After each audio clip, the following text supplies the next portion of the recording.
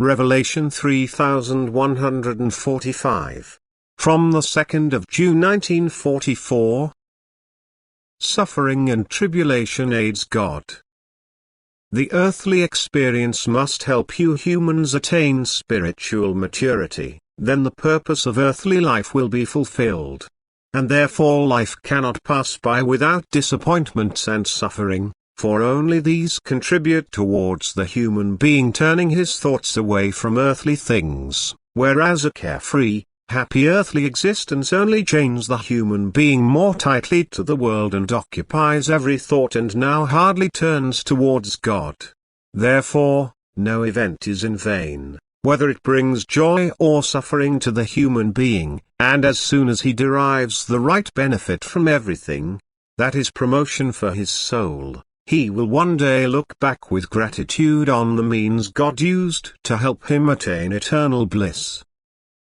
The earthly effect of an event is unimportant with regard to the development of the soul, because earthly life was only given to the human being for the sake of the soul, because the soul is imperishable, whereas earthly life is not of eternal duration and therefore should not be taken seriously.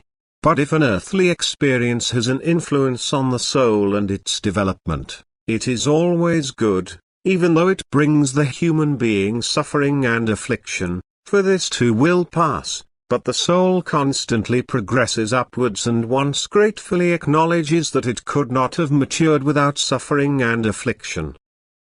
And so earthly life is a chain of such aids, all of which are given to the human being by God's wisdom and love and serve his development, if he does not rebel against them and unwillingly and grumblingly take these burdens upon himself.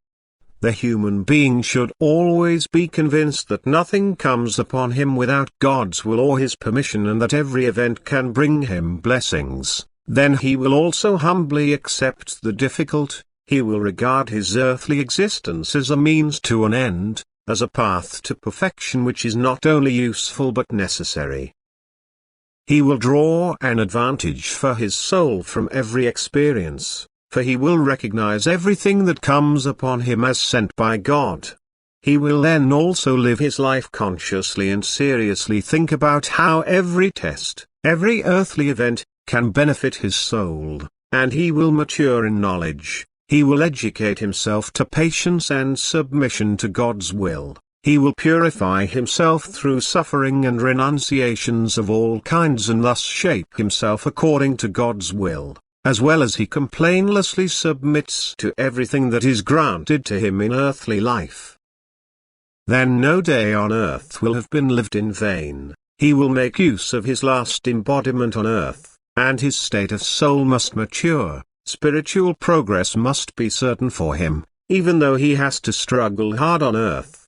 For earthly life is a school which shall bring maturity to all people's souls. Earth is a place of purification.